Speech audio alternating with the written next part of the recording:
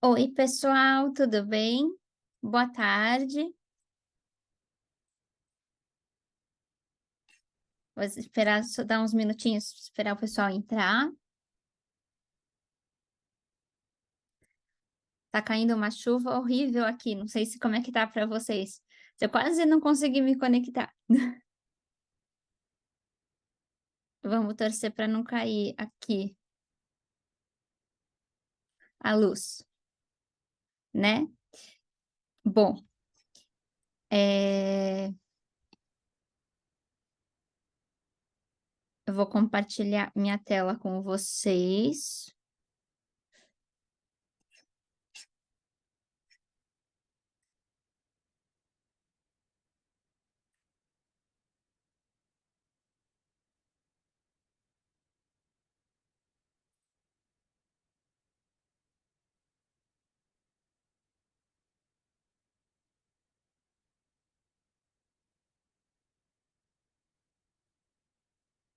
E aí, pessoal?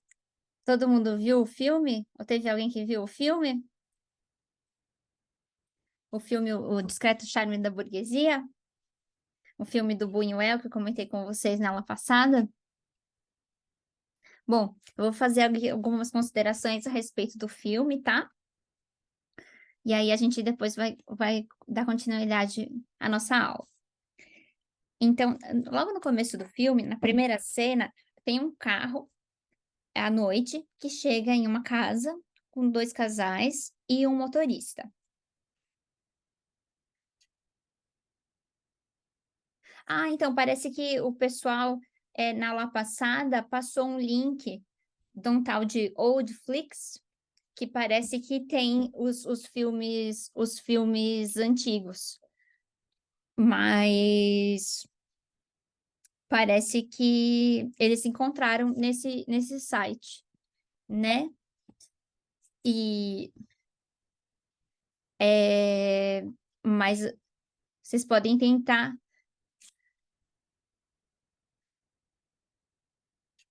Vocês estão me ouvindo bem? Ah, deu uma travada?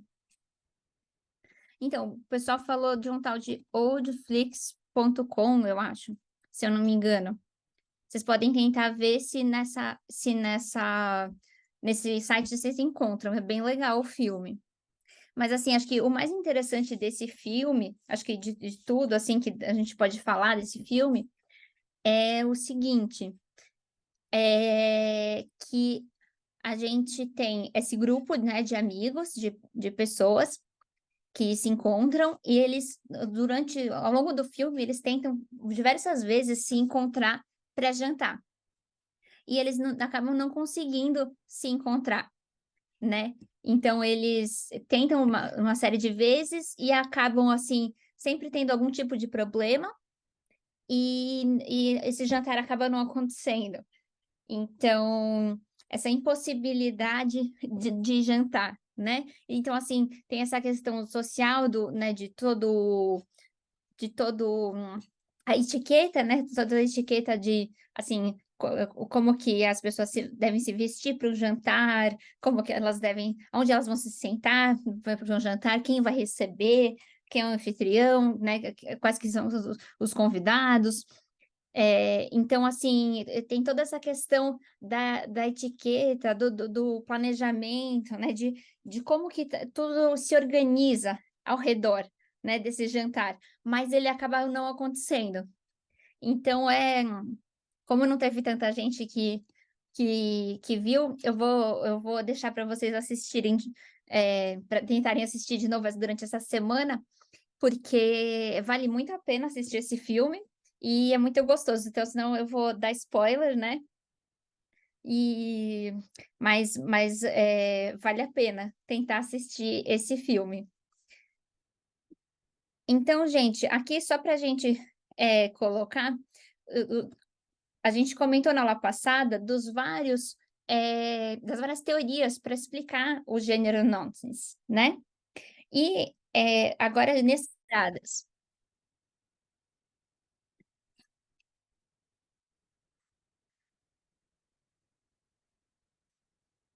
Opa, peraí. Acho que desconectou o... o-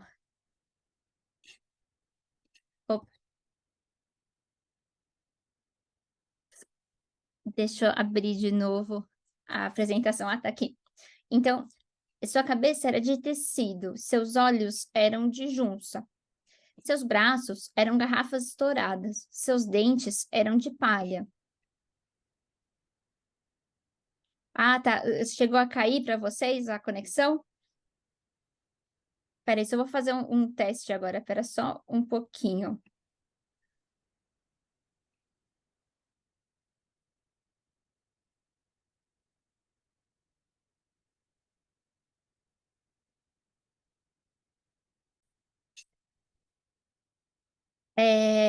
Bom, então deixa eu compartilhar a tela de novo.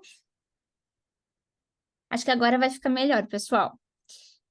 É, Vamos ver aqui. Então, a gente, né, falou na aula passada sobre as teorias a respeito do nonsense, né, que explicam né, toda a filosofia por trás, os conceitos, né, a parte teórica. E agora nessa aula a gente vai ver um pouquinho os artistas e os autores nonsense, né, alguns deles. Obviamente que a gente não vai falar de todos, só vamos falar de alguns deles. Aqui eu tenho o filme, né, para quem ainda não tiver assistido, vale a pena assistir, né? É, Então, o John Taylor, ele é um dos autores que representam o nonsense inglês, né, do século XVI e século XVII. É, Ele depois acabou criando uma certa tendência dentro do nonsense que outros autores se inspiraram nele. Né? E acabaram seguindo mais o estilo que ele começou, né? Então esse é um excerto de uma obra dele, que se chama Sir Gregory Nonsense, His News from No Place. Então são as notícias de lugar nenhum do senhor Gregory, né? E o Nonsense aqui seria o sobrenome dele. Então é interessante porque até o sobrenome, né, normalmente ele indica, né, traz todo um histórico da pessoa, da família, e o dele, o sobrenome dele é Nonsense, né? Então, sua cabeça era de tecido, seus olhos eram junça, seus braços eram garrafas estouradas, seus dentes eram palha, suas pernas eram 9 cachimbos de tabaco bem quadrados, vestido em uma roupa toda de ovos de golfinhos. Então, com uma voz erguida ao chão, erguendo as mãos aos pés, ele assim começou a cessar os espasmos amistosos, clamou a promulgação de suas línguas, e renda-se à política dos demagogos, para o método refulgente de seus humores, pois você deve amar as antigas leveduras de Paflagônia, e com sardanápalo combinam em virtude. Ainda a Tropos vai com calêndula, corra pelas montanhas do Mar Cáspio, quando você deve ver sobre você e abaixo, que nada mata um homem tão cedo quanto a morte. Este período terminou antes de começar. Aquário uniu-se com Peixes, em firme aliança, com razões e argumentos vingativos, que pulverizou o rei de ouros, e com um relapso diogórico, exprimido através das cinzas de uma borboleta, grande Oberon foi montado em uma vespa, para significar essa novidade em Dunstable, o galo do tempo em Penkridge, em uma fumaça. Então, aqui só para vocês terem uma ideia de. Esse é um poema super longo, né? Esse é só um trecho bem curto desse poema. E só para vocês terem uma ideia de como é o nonsense do Taylor, né? E aqui a gente tem, né, algumas palavras explicadas aqui, né? Que ele utiliza, mas como se fosse um glossário, né? Mas o importante é ver essa dinâmica do nonsense dele, que aí ele vai influenciar o, os outros autores, principalmente o, o Hoskins e o Tom Courier, que vai também ser, né, o Courier, ele vai publicar esse livro, né, e aqui está a capa do livro, que ele vai colocar uma série de aventuras que ele protagonizou durante suas viagens pela Europa. E, na verdade, ele sempre traz, né, as aventuras acompanhadas por ilustrações e as aventuras em versos. E ele convidou vários autores para colocarem, né, o que eles achavam do livro dele, né? Então, fazer elogios chamados de panegíricos, né? E aí ele coloca, chama, né, todo mundo para fazer isso. E aí ele começa a usar isso para divulgar o livro, né? Então, todos esses comentários que as pessoas estão fazendo a respeito do livro, né? Mas na verdade ninguém lê o livro dele antes para depois escrever o comentário ou o elogio, né? As pessoas apenas olham a capa e olham uma página ou outra no seu interior, sem demorar muito tempo, e logo já escrevem alguma coisa, na verdade, zombando do Corret, né? Então começou a ter essa coisa de tanto do texto com a imagem, então a palavra e a imagem, quanto esses eventos absurdos, bizarros que aconteciam nas viagens, e também o humor diante disso, né? E o autor mais importante o autor mais importante do nonsense é o Edward Lear, né? Que é considerado o pai do nonsense inglês. O Lear, ele nasceu em 1812 em Londres e ele faleceu em 1888 em San Remo, na Itália. Ele, por vários problemas de saúde, ele ele teve que sair da Inglaterra e não pôde continuar realmente fazendo, né, escrevendo sua obra, tendo sua vida na Inglaterra por questões de saúde, e aí, no fim, ele acabou, por causa disso, viajando muito, e muitas dessas escolhas e dessas paisagens, desses locais diferentes, vão aparecer, e desses personagens também, vão aparecer nas obras dele. E bem no comecinho da carreira dele como escritor, ele não publicava com o nome dele, de Edward Lear. Ele publicava com o pseudônimo Derry Down Derry. Aí depois ele resolveu começar a publicar como Edward Lear, porque antes ele queria ser mais conhecido pelas pinturas que ele fazia, que eu vou mostrar algumas pinturas dele, do que os livros, né, de literatura infantil. E aí, com o tempo, ele foi, né, sendo mais conhecido pelos livros, né, e o nome dele foi chamando cada vez mais atenção, e aí ele deixou de usar o pseudônimo e passou a usar o nome dele. Os limericks, né, que são esses poeminhas de 4 ou 5 versos, sempre acompanhados de ilustração, não é um tipo de poema que o Lear inventou, mas ele ajudou a popularizar. Então, essa capa aqui é um livro do Lear que fala sobre um grupo de pessoas que resolve viajar em uma peneira e resolve navegar em uma peneira e tem uma série de coisas absurdas que acontecem. O livro mais importante nele é o A Book of Nonsense, um livro de nonsense. E ele tem diversos livros que ele começou a publicar em 1846 e publicou até 1877, que tem a botânica nonsense, os alfabetos, a gastronomia, toda a série de limericks, sempre com as ilustrações que o próprio Lear faz.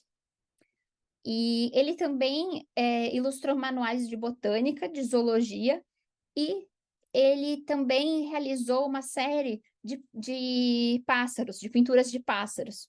Então, a gente também percebe que na obra dele tem muito essa questão essa influência, né, do movimento do pássaro, do jeito que o pássaro pousa e fica em pé, aqui como né, no caso desse limerick, a gente tem, né, parece que o homem está nas pontas dos pés, né, e ele é muito parecido com o pássaro, né, então a casaca dele parece as asas do pássaro, né? Os olhos também, um remete ao outro, o olho do pássaro remete ao olho dele, né? O bico do pássaro parece muito o nariz dele.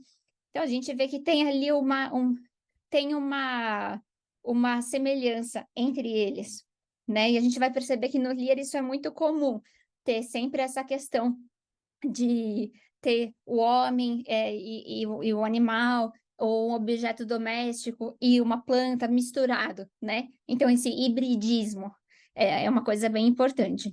Aí no Limerick ele diz: There was an old man who said, Hush, I perceive a young bird in this bush.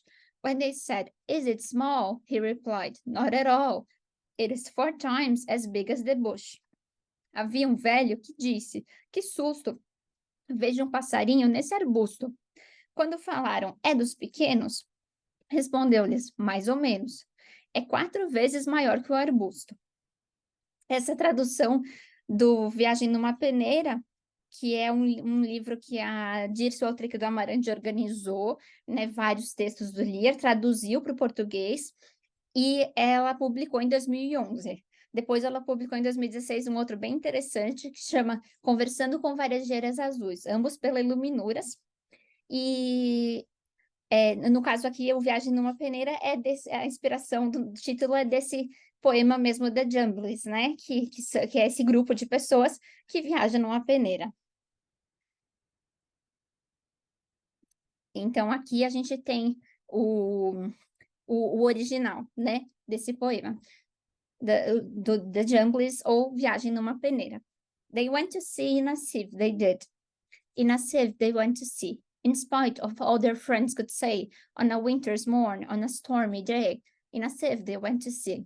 And when the sieve turned round and round, and everyone cried, You all be drowned, they called aloud, Our sieve and big, but we don't care a button, we don't care a fig. In a sieve we'll go to sea. Far and few are the lands where the Jumblies live. Their heads are green, their hands are blue, and they went to sea in a sieve. They sailed away in a sieve they did, in a sieve they sailed so fast, with only a beautiful pea green veil tied with a ribbon by way of sail to a small tobacco pipe mast. And everyone said, who saw them go, Oh, won't they be soon upset, you know, for the sky is dark and the voyage is long, and happen what may, it's extremely wrong in a sieve to sail so fast. Far and few are the lands where the Jumblies live. Their heads are green and their hands are blue, and they went to sea in a sieve. The water it soon came in, it did. The water it soon came in. So to keep them dry, they wrapped their feet in a pinky paper all folded neat, and they fastened it down with a pin. And they passed the night in a crockery jar, and each of them said, How wise we are! Though the sky be dark and the voyage be long, yet we never can think we were rash or wrong, while around in our sieve we spin. Far and few are the lands where the Jumblies live. Their heads are green and their hands are blue, and they went to sea in a sieve. And all night long they sailed away, and when the sun went down, they whistled and warbled a moony song to the echoing sound of a coppery gong in the shade of the mountains brown. Oh, Timbalo, how happy we are when we live in a sieve and a crockery jar, and all night long in the moonlight pale we sail away with a pea green sail in the shade of the mountains brown. Far and few are the lands where the Jumblies live. Their heads are grey and their hands are blue, and they went to sea in a sieve. They sailed to the western sea, they did, to a land all covered with trees, and they bought an owl and a useful cart, and a pound of rice, and a cranberry tart, and a hive of silvery bees, and they bought a pig, and some green jackdaws, and a lovely monkey with lollipop paws, and 40 bottles of rainbow ree, and no end of Stilton cheese. Far and few are the lands where the Jumblies live. Their heads are green and their hands are blue, and they went to sea in a sieve. And in 20 years, they all came back. In 20 years or more, and everyone said, How tall they've grown, for they've been to the lakes and the torrible zone, and the hills of the Chankly Bore, and they drank their health, and gave them a feast of dumplings made of beautiful yeast. And everyone said, If we only live, we too will go to sea in a sieve, to the hills of the Chankly Bore, far and few are the lands where the Jumblies live. Their heads are green and their hands are blue, and they went to sea in a sieve. Né? Então, esse é o poema do Lear, né? Aqui tem a capa do Viagem numa Peneira, da Luminuras, uma publicação da Dirce, né? O Altric do Amarante. Aqui é a ilustração do próprio Lear. E aqui a gente tem um vídeo, porque, assim, a obra do Lear, como já faz muito tempo que ela foi produzida, foi publicada, agora ela se encontra em domínio público. Então, é uma obra que as pessoas acabaram se apropriando dela e recriando essa obra em outras mídias, né, em outros meios de comunicação. Então, é bem interessante a gente ver como é feita essa recriação.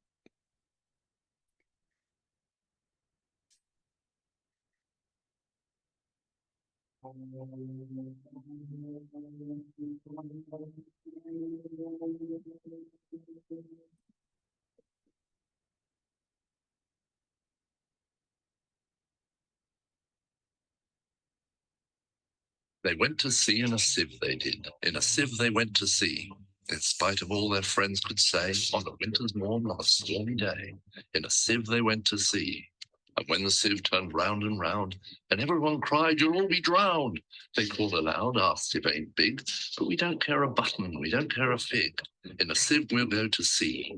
Far and few are the lands where the Jumblies live. Their heads are green and their hands are blue, and they went to sea in a sieve."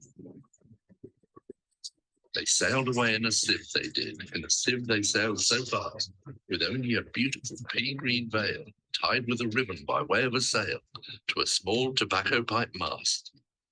And everyone said who saw them go, "Oh, wait, they soon be upset, you know, for the sky is dark and the voyage is long, and happen what may, it's extremely wrong in a sieve to sail so fast.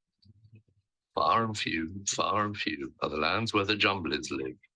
Their heads are green and their hands are blue, and they went to sea in a sieve."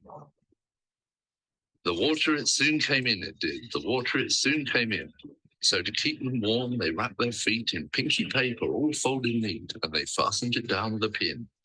And they passed the night in a crockery jar. And each of them said, "How wise we are! Though the sky be dark and the voyage be long, yet we never can think we were rash or wrong, while round in our sieve we spin. Far and few are the lands where the Jumblies live. Their heads are green and their hands are blue, and they went to sea in a sieve."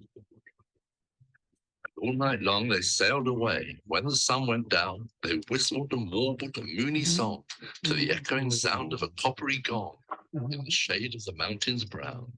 Oh, Timbaloo, how happy we are when we live in a sieve and a crockery jar, and all night long in the moonlight pale, we sail away with a pea-green sail in the shade of the mountains brown. Far and few are the lands where the Jumblies live. Their heads are green and their hands are blue, and they went to sea in a sieve.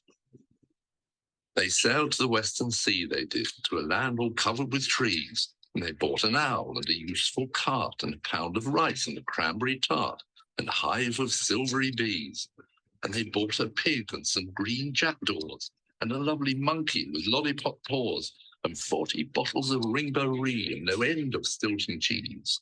Far and few are the lands where the Jumblies live. Their heads are green and their hands are blue, and they went to sea in a sieve.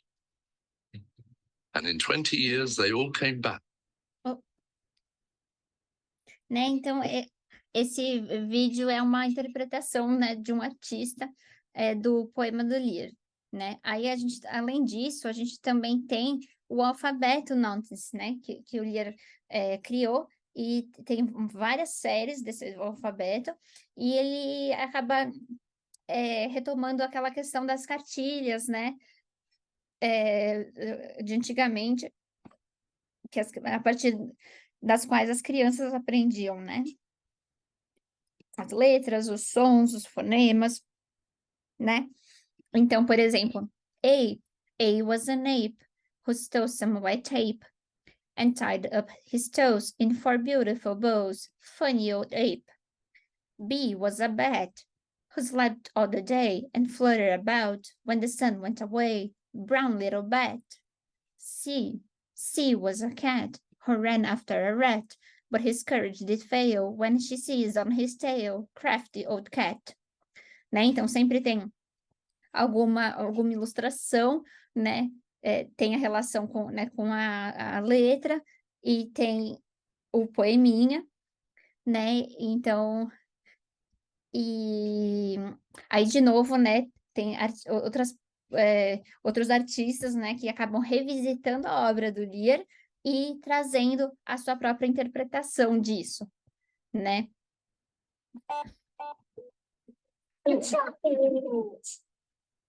An Alphabet by Edward Lear. A was once an apple pie. Pidey-widey, tidy-pidey, nice and sidey, apple pie. B was once a little bear. Berry, wary, hairy, berry, takey carey, little bear. C was once a little cake. Cakey, bakey, makey, cakey, takey, cakey, little cake. D was once a little doll. Dolly, Molly, Polly, Nolly, Nursey, Dolly, little doll. E, Né? Então, só para vocês terem uma ideia que é possível, né, a gente, né, a partir da obra dele, revisitar e criar coisas novas, né? Outro poema muito famoso do Lear é esse The Quangle Wangle's Hat, em que ele diz: On the top of the crumpety tree, the Quangle Wangle sat, but his face you could not see on account of his beaver hat. For his hat was 102 feet wide, with ribbons and bibbons on every side, and bells and buttons and loops and lace, so that nobody ever could see the face of the Quangle Wangle Quee. The Quangle Wangle said to himself on the crumpety tree, Jam and jelly and bread are the best of food for me, but the longer I live on this crumpety tree, the plainer than ever it seems to me that very few people come this way, and that life on the whole is far from gay, said the Quangle Wangle Quee. But there came to the crumpety tree Mr. and Mrs. Canary, and they said, Did ever you see any spot so charmingly airy? May we build a nest on your lovely hat? Mr. Quangle Wangle, grant us that. Oh, please let us come and build a nest of whatever material suits you best, Mr. Quangle Wangle Quee. And besides to the crumpety tree came the stork, the duck, and the owl, the snail and the bumblebee, the frog and the thimble-fowl with a corkscrew leg, and all of them said, We humbly beg, we may build our homes on your lovely hat.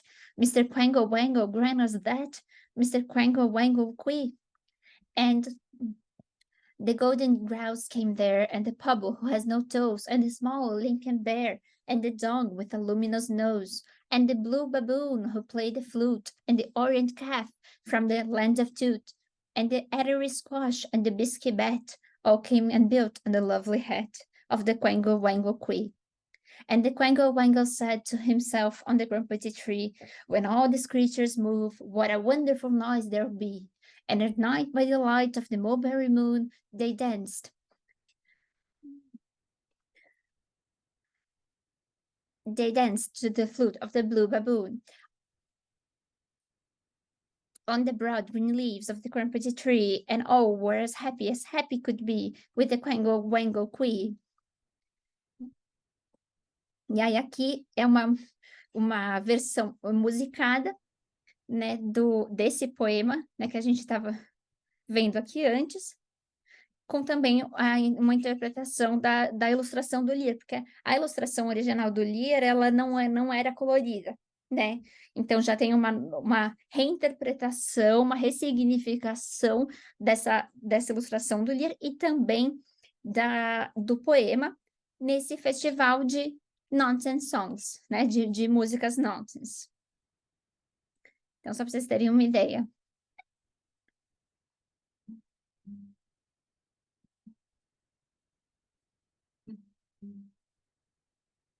On top of the crumpety tree, the Quangle Wangle sat, but his face you couldn't see on account of his beaver hat. For his hat was 102 feet wide, with ribbons and bibbons on every side, and bells and buttons and loops and lace, so that nobody ever could see the face of the Quangle Wangle Queen.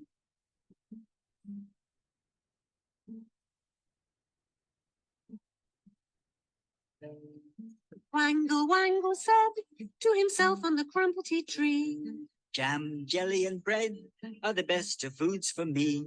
But the longer I live on this crumpety tree, the plainer than ever it seems to me that very few people come this way, and that life on the whole is far from gay, said the Quangle Wangle Queen.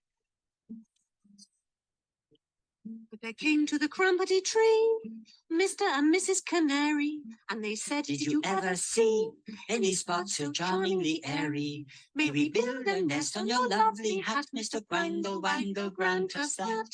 Oh, please let us come and build a nest of whatever material suits you best, Mr. Quangle Wangle Queen.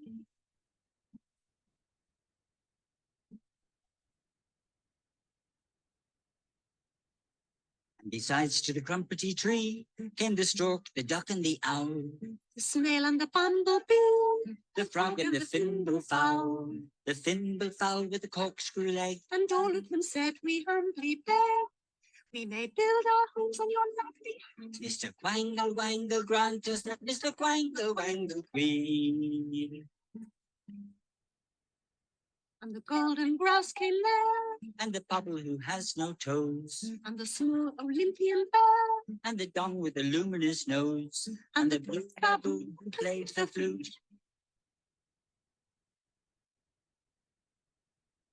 And the orient calf from the land of Tute, and the attery squash, and the bisky bat, all came and built on the lovely hat of the Quangle Wangle Queen. And the Quangle Wangle said to himself on the crumpety tree, when all these creatures move, what a wonderful noise there'll be. And at night, by the light.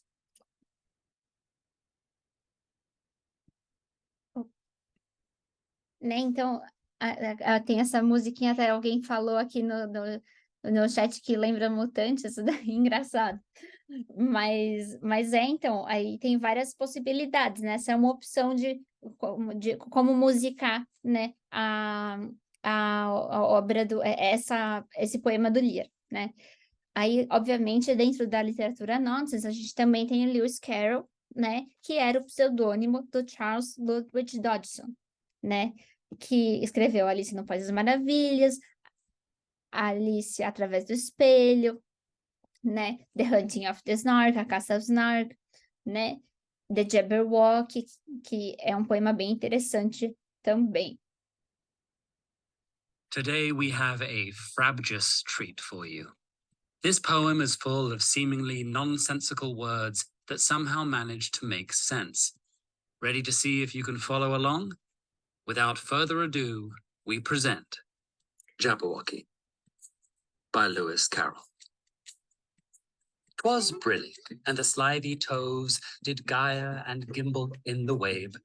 All mimsy were the borogoves, and the mome rats outgrabe. Beware the Jabberwock, my son, the jaws that bite, the claws that catch. Beware the Jub-Jub bird, and shun the frumious Bandersnatch. He took his vorpal sword in hand, long time the manxome foe he sought. So rested he by the Tum-Tum tree, and stood a while in thought. And as in uffish thought he stood, the Jabberwock with eyes of flame came whistling through the tulgey wood, and burbled as it came. 1, 2, 1, 2, and through, the vorpal blade went snicker-snack. He left it dead, and with its head he went galumphing back. And hast thou slain the Jabberwock? Come to my arms, my beamish boy. Oh, frabjous day, callooh, calais. He chortled in his joy. 'Twas brillig, and the slithy toves did gyre and gimble in the wabe. All mimsy were the borogoves, and the mome rats outgrabe.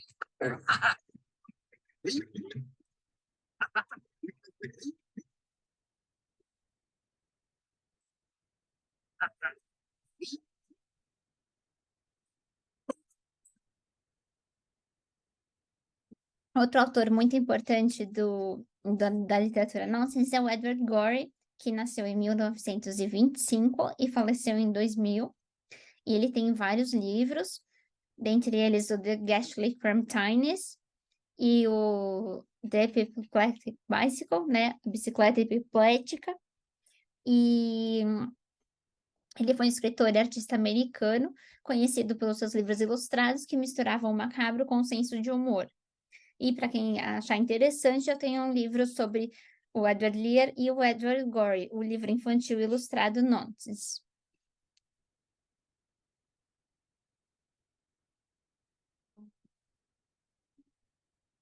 The Ghastly Crumbtinies by Edward Gorey. A is for Amy, who fell down the stairs. B is for Basil, assaulted by bears. C is for Clara, who wasted away. D is for Desmond, thrown out of a sleigh. E is for Ernest, who choked on a peach. F is for Fanny, sucked dry by a leech. G is for George, smothered under a rug. H is for Hector, done in by a thug. I is for Ida, who drowned in a lake. J is for James, who took lie by mistake. K is for Kate, who was struck with an axe. L is for Leo, who swallowed some tacks. M is for Maud, who was swept out to sea. N is for Neville, who died of ennui.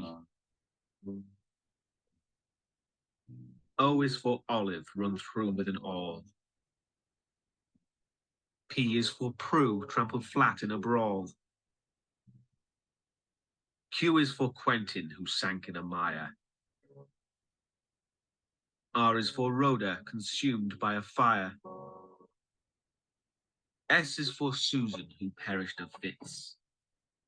T is for Titus, who flew into bits. U is for Una, who slipped down a drain. V is for Victor, squashed under a train. W is for Winnie, embedded in ice. X is for Xerxes, devoured by mice. Y is for Yorick, whose head was knocked in. Z is for Zilla, who drank too much gin.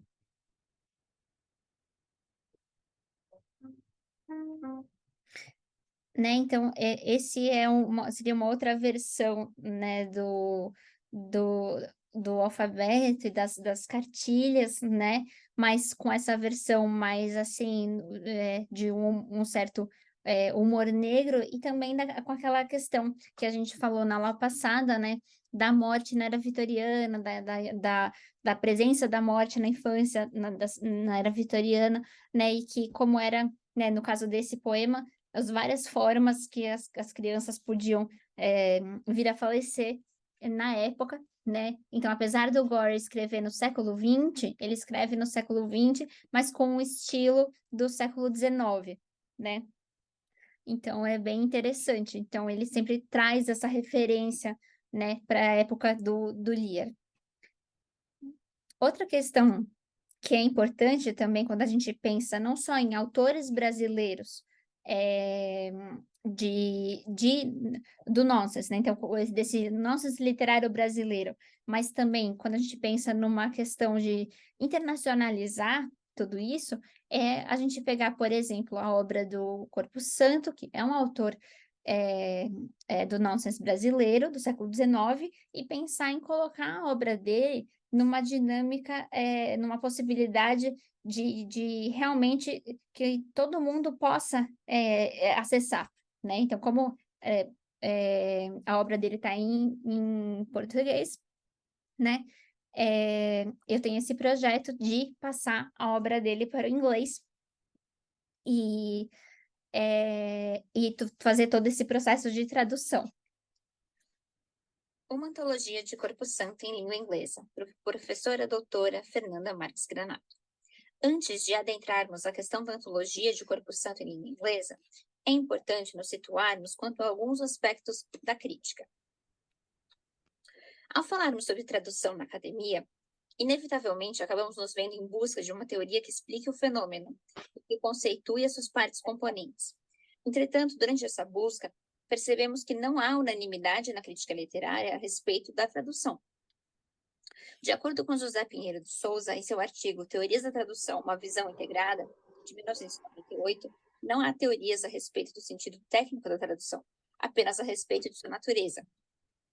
Souza coloca que há uma polissemia inerente ao próprio conceito de tradução, que pode se referir ao texto que resulta do ato, ao processo de traduzir, à profissão ou ao campo de estudos.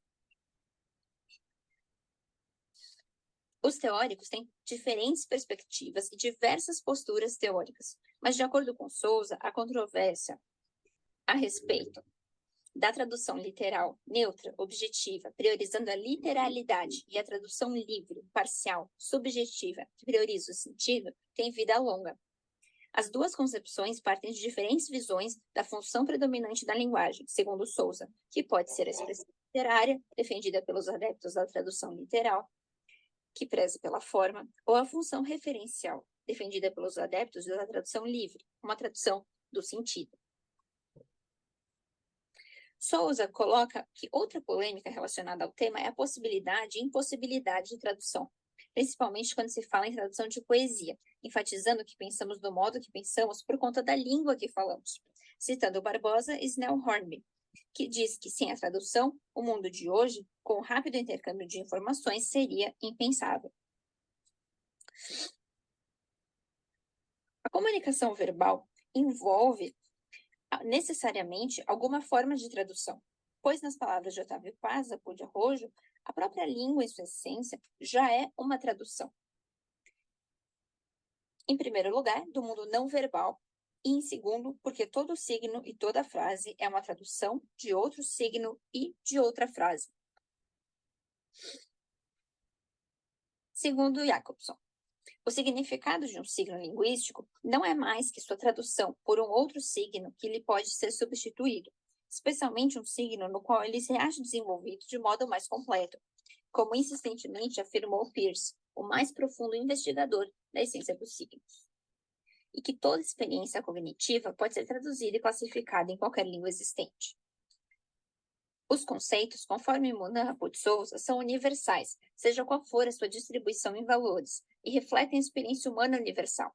A tradução, de acordo com Souza de Monan, também pode ser vista como operação linguística e literária, vista como algo de ordem literária e artística. O processo tradutório produz significados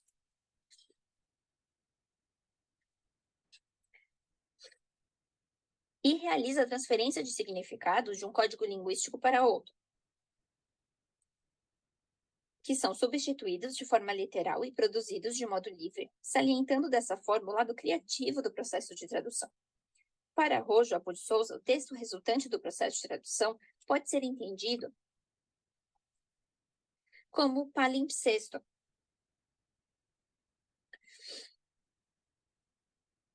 em que novos significados possam ser reconstruídos e novas associações possam ser feitas.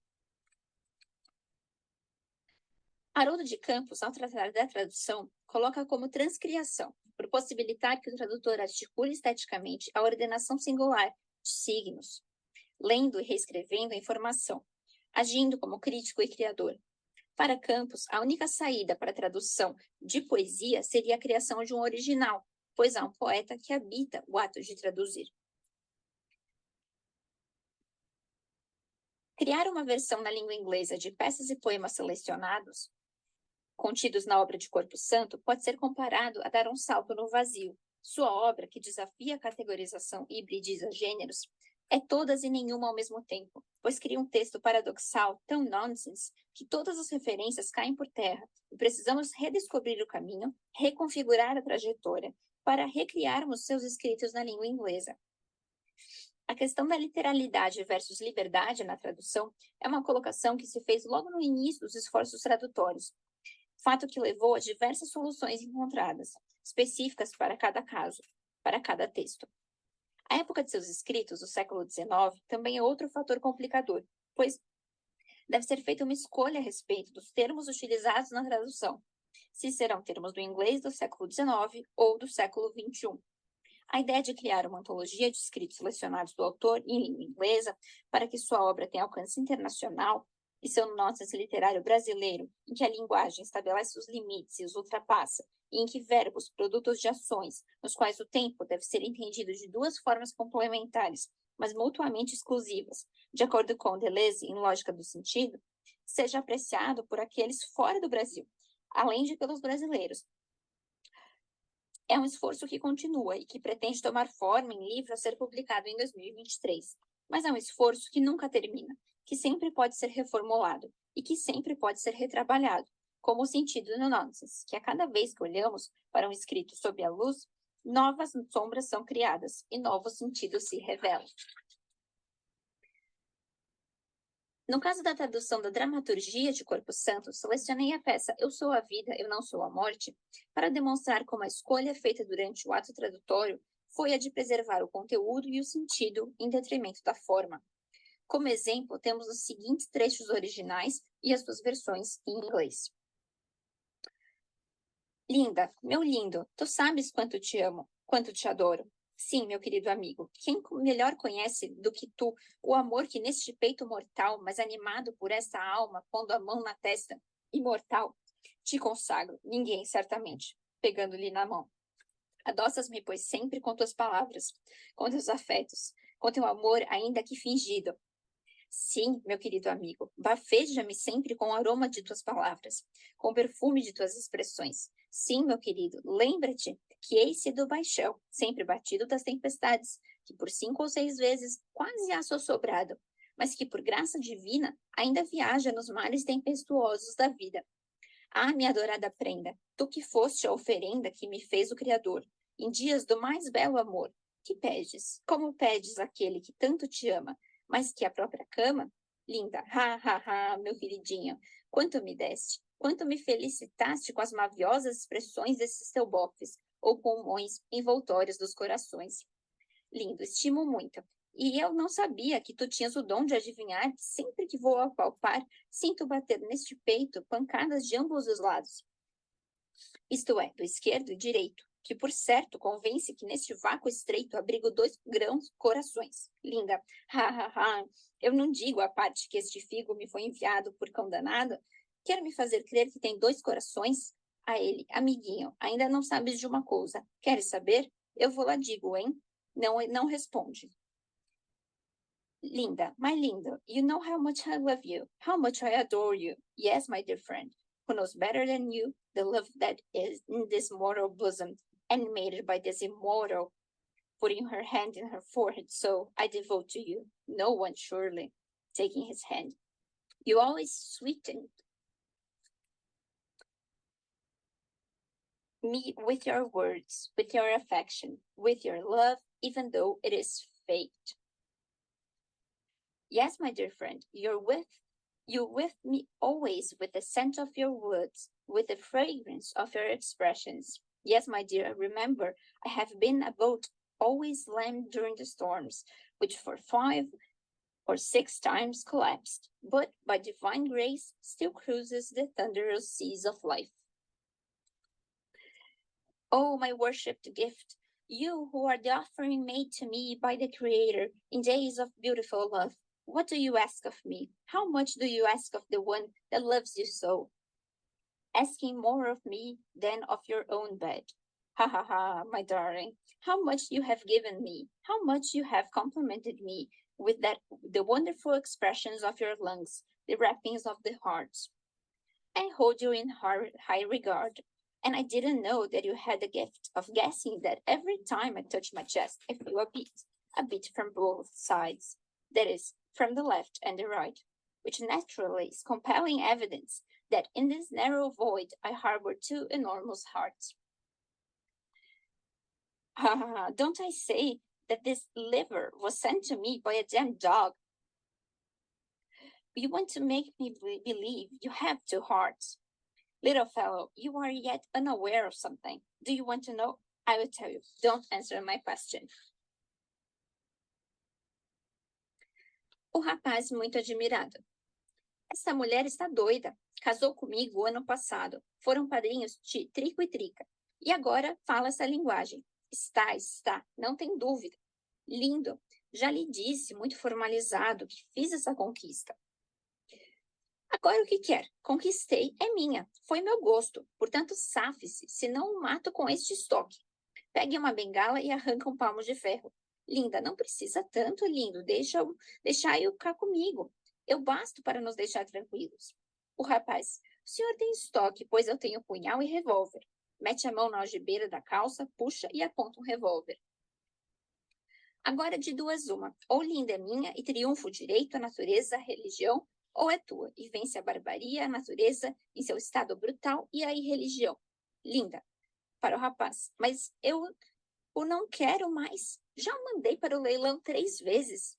Já o vendi, em particular, 15. Já o aluguei 8. E já o libertei seguramente por 10 vezes. Não quero nem vê-lo, quanto mais tê-lo. Young man astonished. This woman is insane. She got married to me last year. Trico was best man and Trica was maid of honor. And now you talk like that. Yes, you are. There is no doubt. I have already told you that this is my conquest. What do you want now? I conquered her. She is mine. It was to my liking. Therefore, get out. Otherwise, I'll kill you with this blade. Gets one cane and pulls out a piece of iron from it. This is a little extreme. Lindo, leave it to me. I am enough to keep both of you calm. You, sir, have a blade. Well, I have a knife and a gun. Puts his hand inside his pants and draws out a gun. Now, one of the two will come to pass. Either Linda is mine, and law, nature, and religion triumph, or she is yours, and barbarity, nature in its most savage state, and irreligion triumph. Linda to the young man, but I don't want you anymore. I have already sent you to the auction 3 times. I have sold you in private sales 15 times. I have rented you out 8 times. And I have set you free surely for 10 times. I can't even stand to see you, let alone have you.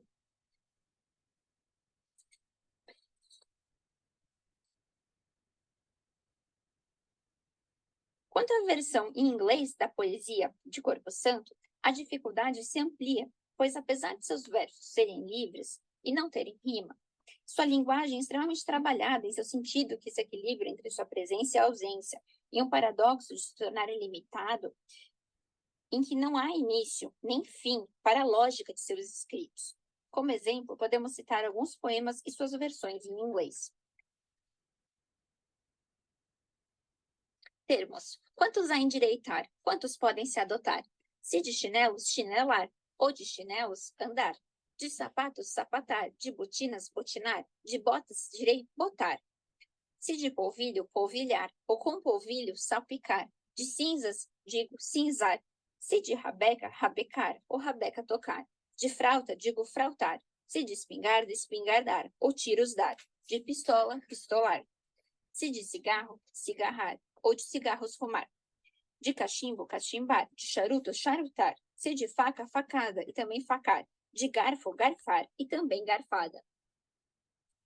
Terms. How many to set straight, how many to embrace? If with flip-flops, flip-flopping. Or off flip-flops, walking. With shoes, shoeing. With ladies' boots, ladies' booty. Of boots, I say, put on. If with powder, sprinkling. Or with powder, scattering. Of ashes, I say, ashing. If with a violin, violining. Or violin playing. Of a flute, I say, fluting. If with a shotgun, shotgunning. Or shot shooting. With a pistol, pistoling. If with a cigarette, cigaretting, or smoking cigarettes, with a pipe, piping, with a cigar, cigaring. If with a knife, stab, and also knifing. with a forky, and also a forkful.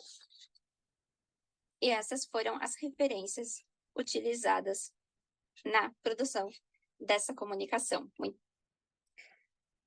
Né? Então, nessa parte deu para ver um pouquinho de como foi esse processo, como tem sido esse processo de tradução do Corpo Santo, né? Do português para o inglês. Uma antologia.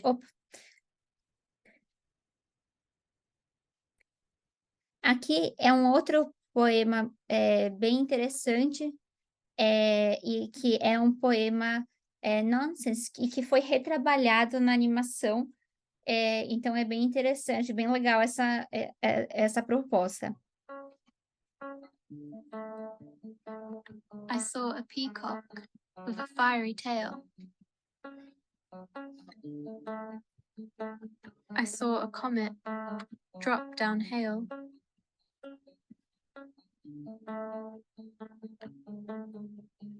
I saw a cloud with ivy circled round. I saw a tree creep on the ground.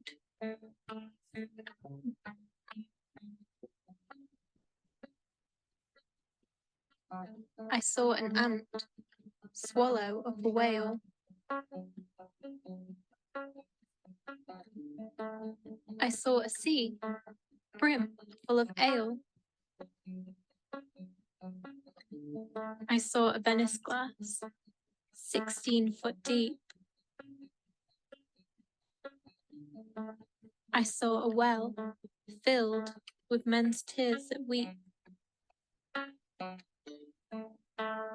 I saw their eyes all in a flame of fire. I saw a house as big as the moon and higher. I saw the sun even in the midst of night. I saw the man who saw this wondrous sight.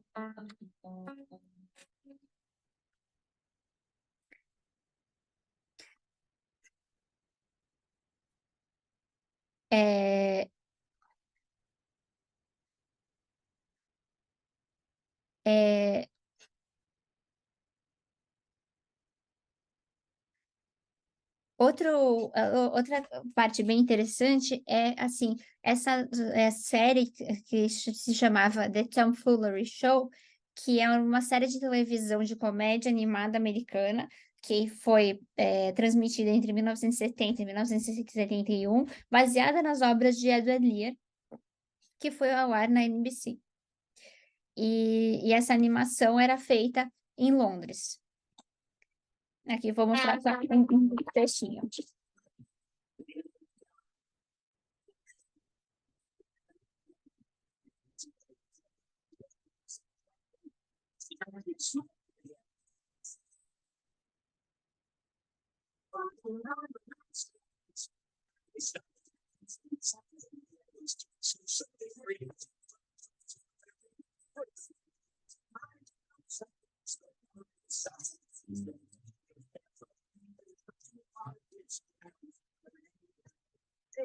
Enthusiastic element, the Spitzigia fish, the Yardy Bardy Bow, the Spurious String, and the Umbrageous Umbrella.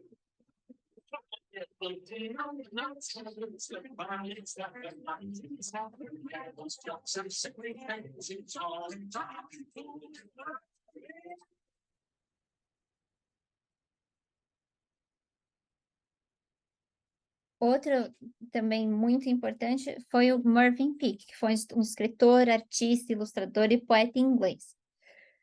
Peake é mais conhecido pela obra fantástica Gormenghast, um longo ciclo de histórias góticas que nunca foi devidamente completado devido à contínua debilitação na saúde do autor e sua consequente morte em 1968.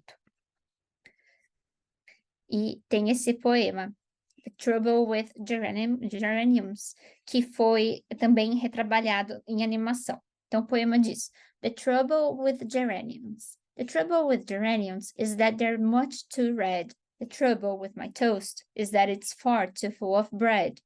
The trouble with a diamond is that it's too much bright. It's much too bright. It's much too bright. The same applies to fish and stars and the electric light. The troubles with the stars I see lies in the way they fly. The trouble with myself is all self-centered in the eye. The trouble with my looking glass is that it shows me me. There's trouble in all sorts of things where it should never be.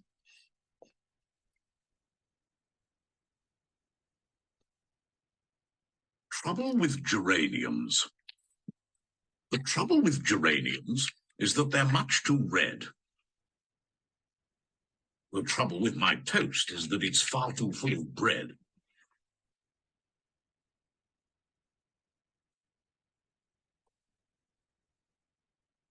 The trouble with a diamond is that it's much too bright. The same applies to fish and stars and the electric light. The trouble with the stars I see lies in the way they fly. The trouble with myself is all self-centered in the eye. The trouble with my looking glass is that it shows me me. There's trouble in all sorts of things where it should never be.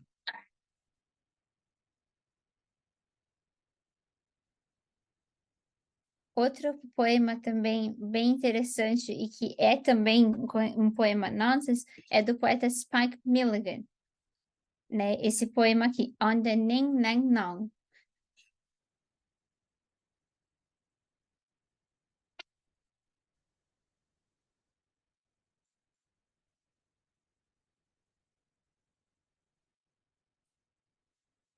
On the ding nang nong, where the cows go bong and the monkeys all say boo.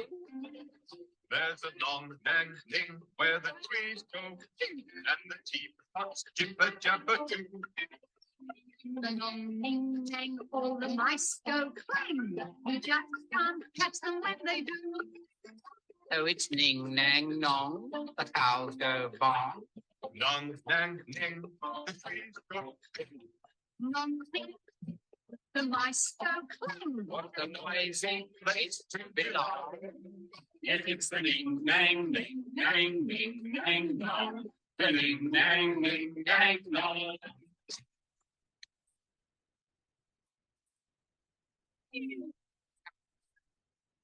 Oh, Ping, ping. mom.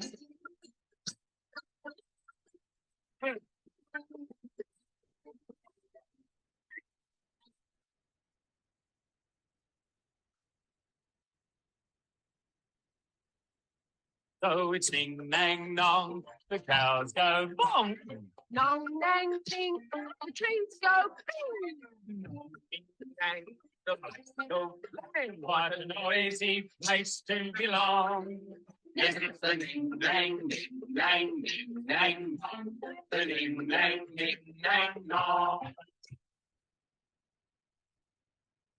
Outro autor também muito importante, também considerado um autor nonsense, é o Gustave Verbeck, que nasceu em 1867 e faleceu no Japão em 1937, que tem essa obra The Upside Downs of Little Lady Lovekins and the Old Man Muffaru. Tem também o The Upside Down World of Gustave Verbeck, né? E tem as várias Sunday Comics, que eram as tirinhas, né? As histórias em quadrinhos que ele publicava, principalmente de 1903 a 1905, no jornal.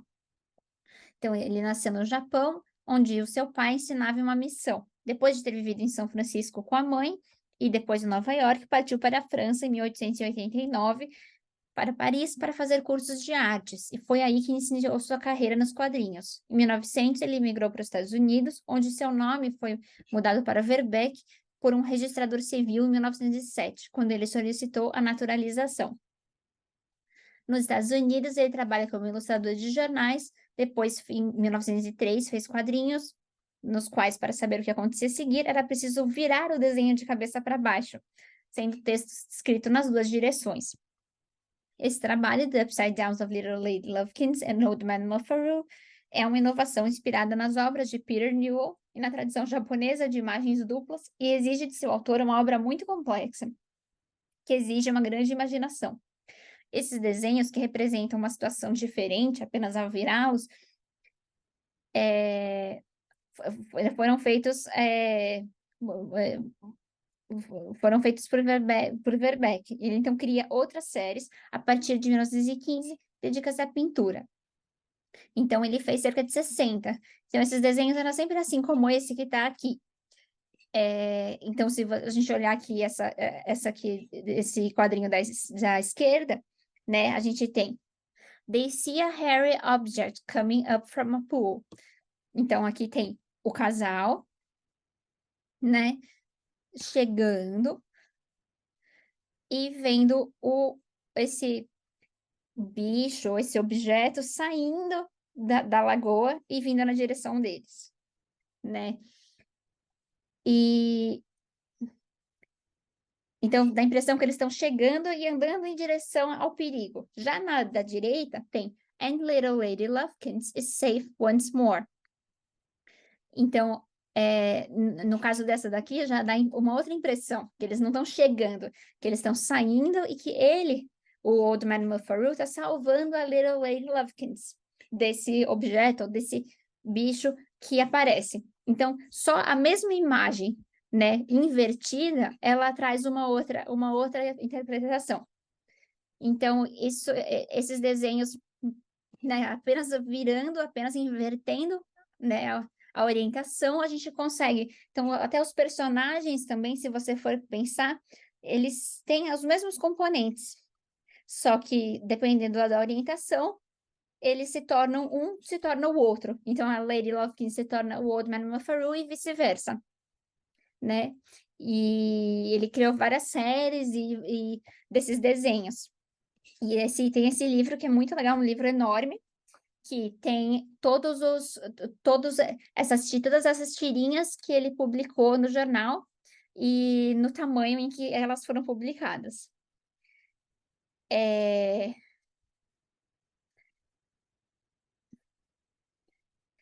Outro autor também muito importante, quando a gente considera o nonsense brasileiro, nonsense literário brasileiro, é Manuel Carlos Caram, que em sua obra Pescoço ladeado por parafusos, fontes murmurantes, Godot é uma árvore, comendo bolacha Maria no dia de São Lucas, cebola e alho, meia dúzia de criaturas gritando no palco, Jornal da Guerra contra os Taedos.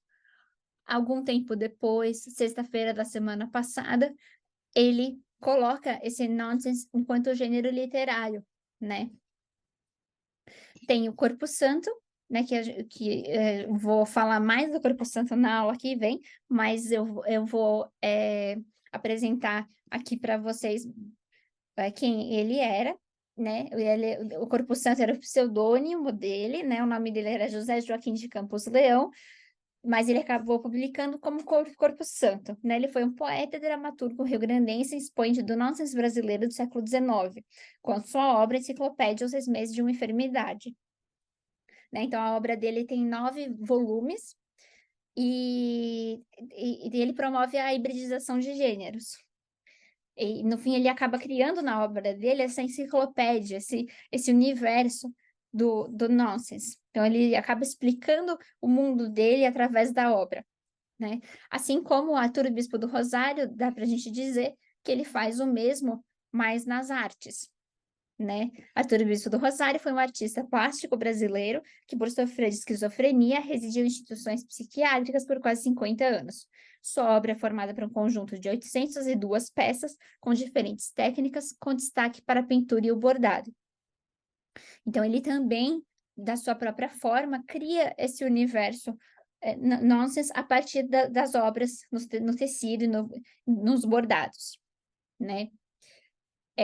Também é possível, como eu comentei anteriormente, a gente relacionar o Lear e o Gore, né?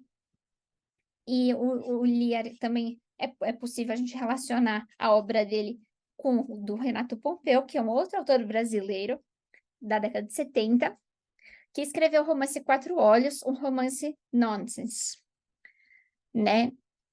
Outras questões importantes são, que vocês perguntaram e pediram para eu trazer nessa aula, né? Mas e o nonsense em relação ao surrealismo e o nonsense em relação ao absurdo, né? Então, se a gente pensar assim, no absurdo, como o neoteatro do absurdo, que é a expressão cunhada pelo crítico húngaro Martin Esslin, define-se pela tentativa de expressão do sentido, da falta de sentido, da condição humana. Eugène Ionesco e Samuel Beckett são seus dois maiores expoentes. Através de algumas características comuns, como efeito tragicômico, fragmentação, repetições, ininteligibilidade, o teatro do absurdo retrata uma angústia metafísica, consequência da tomada de consciência da absurdidade humana em meio ao mundo de crenças destroçadas pelos horrores das grandes guerras, pelas atrocidades cometidas pelos governos totalitários. Então, em termos da obra de Beckett, né, Esperando Godot é uma obra bem representativa do teatro do absurdo, né, que mostra o homem perdido em meio a um mundo esvaziado de sentido, retrato do desamparo da condição humana. A esperança é uma ilusão, a existência nada tem a oferecer, a risível e absolutamente inútil vida humana. A irresoluta dissolução do real traduz o niilismo metafísico. Já de acordo com Georges Bataille, em A Experiência Interior, né, o Georges Bataille tem uma experiência particular do absurdo, segundo Sartre, que diz: o pensamento moderno encontrou duas espécies de absurdo. Para alguns, a absurdidade fundamental é a facticidade, quer dizer, a contingência irredutível do nosso ser aí, da nossa existência, sem meta e sem razão. Para outros, discípulos infiéis de Hegel, ela reside no fato de que o homem é uma condição insolúvel. É essa absurdidade que Bataille sente mais fortemente. Ele considera, como Hegel, qual ele leu, que a realidade é conflito. Mas para ele, assim como para Kierkegaard, para Nietzsche, para Jaspers, há conflito sem solução. Da trindade hegeliana, ele suprime o momento da síntese e substitui a visão dialética do mundo uma visão trágica, ou, para falar na sua linguagem, dramática. De acordo com a interpretação sartriana, para Bataille, o absurdo não é dado, ele se faz. O homem se cria a si mesmo como conflito. É a unidade a que Kierkegaard chama ambiguidade. Nela, as contradições coexistem sem se fundir, cada uma remetendo à outra indefinidamente. É essa unidade, perpetuamente evanescente, que constitui a experiência imediata que Bataille faz de si mesmo. É ela que fornece a visão original do absurdo e a imagem que ele usa constantemente para expressar essa visão. A de uma chaga que se aprofunda por si mesma e cujos lábios tumefactos se escancaram largamente em direção ao céu. Já Camus, em O Mito de Sísifo, ensaio sobre o absurdo, inaugurou a reflexão sobre a absurdidade da condição humana. Anteriormente, tratava-se de saber se a vida devia ter um sentido para ser vivida. Agora parece, pelo contrário, que será tanto melhor vivida quanto menos sentido tiver. A figura de Sísifo, para Camus, ilustra o herói dos absurdos, tanto por suas paixões como por seu tormento. Ao final desse esforço imenso, medido pelo espaço sem céu e pelo tempo sem profundidade, o objetivo é atingido. Sísifo, então, vê a pedra desabar em alguns instantes para esse mundo inferior, de onde será preciso reerguê-la até os cimos, e desce de novo para a planície. É justamente no retorno, na pausa, que Sísifo mostra-se plenamente interessante a análise camusiana. Um rosto que pena, assim tão perto das pedras, é já ele próprio pedra. Vejo esse homem redecer com um passo pesado, mas igual, para o tormento cujo fim não conhecerá. Essa hora que é como uma respiração e que ressurge tão certamente quanto sua infelicidade, essa hora é aquela da consciência. A cada um desses momentos em que ele deixa os cimos e se afunda pouco a pouco no covil dos deuses, ele é superior ao seu destino, é mais forte que seu rochedo. Para Camus, o rochedo de Sísifo é sua questão, através dele seu destino lhe pertence. O homem absurdo não pode fazer outra coisa senão esgotar tudo e se esgota. A experiência do absurdo ecoa a náusea sartriana, lassidão mesclada de fastio, frente à banalidade e maquinização repetitiva da existência. A irracionalidade no mundo absurda, quando confrontada com a racionalidade humana. O humanismo, não o niilismo, é o que desponta a interpretação do absurdo. Segundo Camus, o homem é seu próprio fim, e ele é seu único fim. O absurdismo é tido como decorrência interpretativa de aspectos da filosofia irônica do desespero de Kierkegaard, para quem as decisões são tomadas em meio a incertezas que a racionalidade não elimina. Ele escreve em um de seus diários: o que é o absurdo? É, como pode ser facilmente visto, que eu, um ser racional, devo agir em um caso em que a minha razão e meus poderes de reflexão digam-me, você pode muito bem fazer uma coisa como fazer a outra. Isto é dizer, que a minha razão e reflexão dizem, você não pode agir e, no entanto, aqui é que eu tenho de agir. Já o nonsense, para dar uma retomada na conceituação, de acordo com Tigges, em seu An Anatomy of Literary Nonsense, Tigges coloca que o nonsense é um gênero de literatura narrativa que se equilibra entre a multiplicidade de sentido e a simultânea ausência de sentido. Esse equilíbrio é efetuado pelo jogo com as regras da linguagem, da lógica, da prosódia e da representação, ou pela combinação desses elementos. Para que seja bem sucedido, o nonsense deve ao mesmo tempo convidar o leitor para a interpretação e evitar a sugestão que há um sentido mais profundo que deve ser obtido por meio da consideração de conotações ou associações, pois eles não levam a nada. Os elementos de linguagem e imagem que podem ser usados nesse jogo são primeiramente os da negatividade ou espelhamento, imprecisão ou mistura, repetição infinita, simultaneidade e arbitrariedade. Então, os 4 elementos mais importantes para Tigges do nonsense literário, né, além desse equilíbrio, né, e desse jogo com as regras da linguagem, é a tensão permanente entre presença e ausência de sentido, a ausência de envolvimento emocional, o caráter de jogo, né, um jogo que é um campo de jogo da linguagem, acontece essa reorganização das sequências, das referências ao mundo, e também tem essa questão da natureza verbal que cria a realidade nonsense. Não é a realidade nonsense representada linguisticamente, né? E aí a gente tem como procedimentos do nonsense o espelhamento temático ou lexical, né? A gente também tem a imprecisão, excesso ou falta de significância apresentado como de valor, desvio, forma submetida ao conteúdo, tem o infinito, tem a simultaneidade, tem o trocadilho, a palavra valise, o neologismo, né? Os vários temas do nonsense, como os números, letras, séries, reversões, negações, viagens, circularidade, existência de causa e efeito, comportamento excêntrico, identidade errática, transformações, ameaça, má formação, violência, dança, pés levantados, quase sem tocar o chão, braços para trás, instrumentos, música, ritmo, comida, vestimenta, móveis, invenção, cortejo, pares mal formados ou inexistentes, ou desiguais, substantivos concretos, atividades orais, né? E lembrando que o jogo ele é necessariamente não utilitário, desinteressado, espontâneo, voluntário. Há desejo de dominar por meio da incorporação da experiência ao ego, ao invés da acomodação do ego à experiência.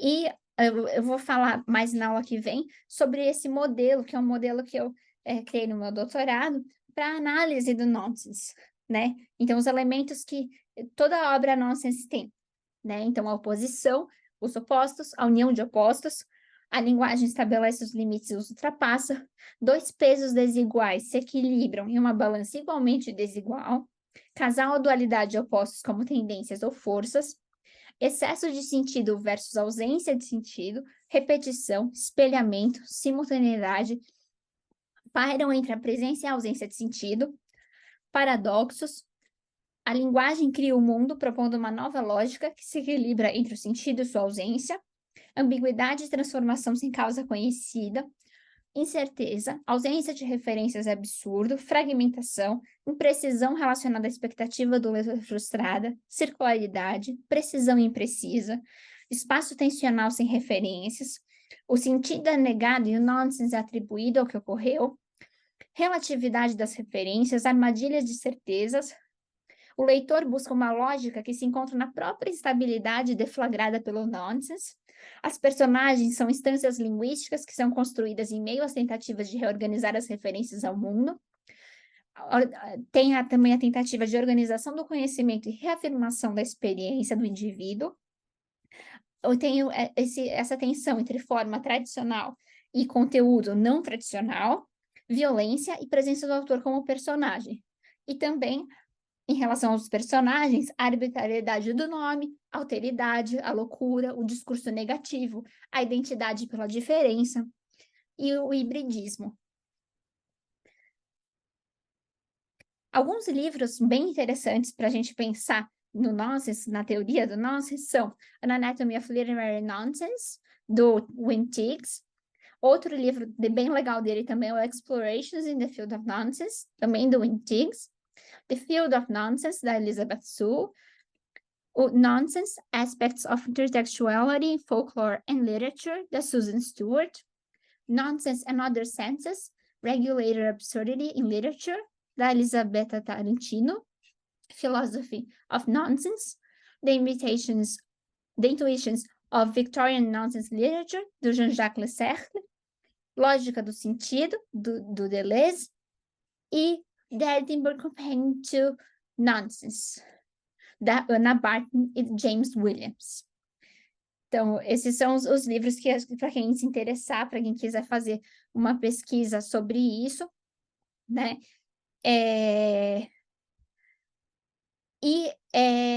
Aqui eu coloquei alguns artistas, né? Surrealistas e alguns artistas dadaístas depois em seguida. Então, como artistas surrealistas, temos o Salvador Dalí, o René Magritte, o João Miró, a Frida Kahlo. O dadaísmo, a gente tem o do Marcel Duchamp, a gente tem o Max Ernst, né? E então a gente vê que tem elementos do nonsense, mas ainda assim é bem diferente, né? Então, também tem esse site que chama Edward Lear's Music, que é da Sarah Lodge, que ela fez toda uma pesquisa muito aprofundada sobre as músicas, né, do Edward Lear e as obras dele musicadas, né, e as partituras, né, que foram feitas. Então, a gente tem... Quer ver? Peraí, deixa eu só pegar aqui para vocês o site, porque aí dá para tocar para vocês. Essa aqui tá no... Né? Então, deixa eu voltar aqui para compartilhar a tela com vocês. Né? Então, aqui nesse site aqui, né, Edward Lear's Music, a gente tem aqui, se você for em Lear's Music, você tem aqui, né, as Nonsense Songs, por exemplo, né? Aí tem essa primeira aqui, que eu coloquei. In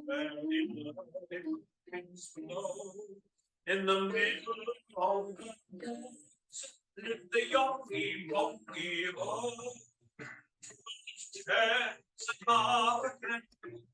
one old jug without a hand.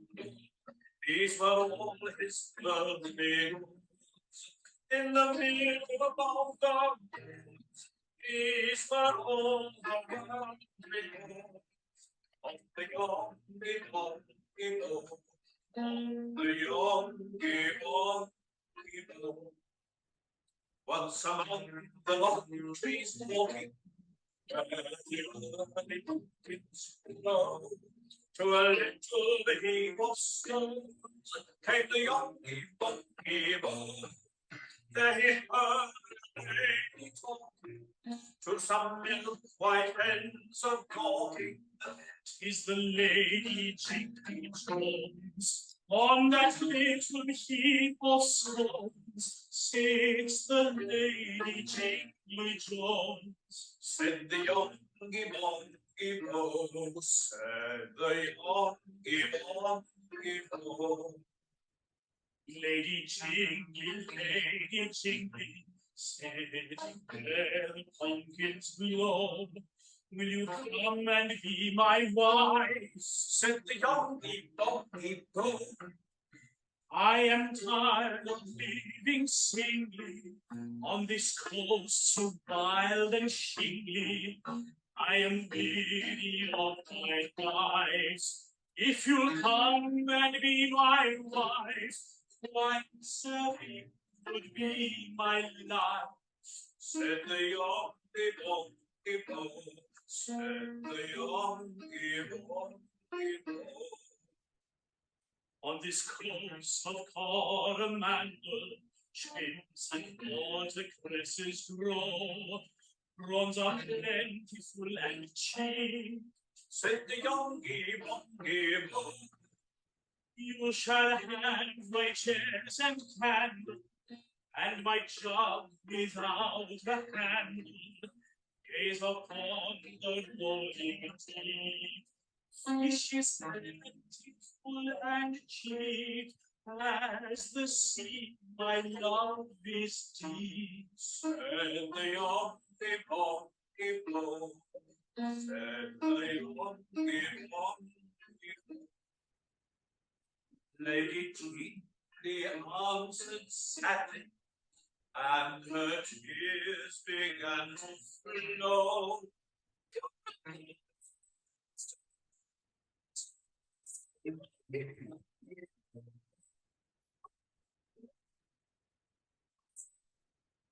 Here she twirled her fingers madly, but it didn't deny her fate. Yes,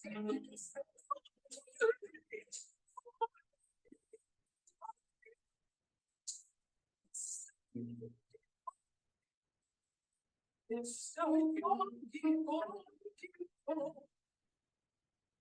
Mr. Jones, his name is Tom, and he is the squire.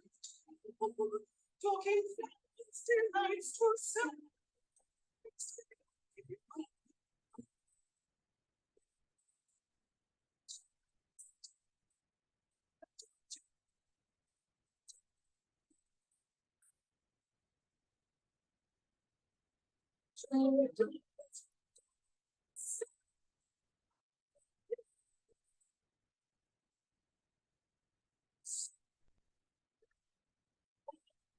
Mr. Youngie bongie bo. Though you such a time, your hands are not to throw. Though your hands may blow.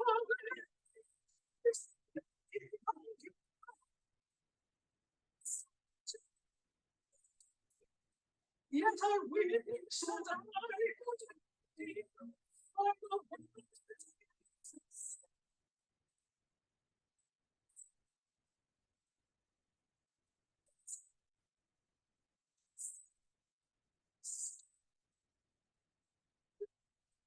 Mr. Youngie bongie bo. Down the slippery slopes of Myrtle, where the early winds blow, to the calm and silent sea, led the youngie bongie bo. There beyond the Bay of Curtain lay a large and lively turtle. You're the coat he set for me. On your back beyond the sea, turtle, you shall carry me. Said the youngie bongie bo. Said the youngie bongie bo. Through the silent roaring ocean, did the turtle swiftly go, holding fast upon his shell. Youngie bongie bo. With a sad primeval motion toward the sunset isles of Goshen, still the turtle upon him fell, holding fast upon his shell. Lady Jingly Jones, farewell. Sang the youngie bongie bo. sang the young hero. From the coast of in that lady never go. On that eve of snow she mourns for the young hero.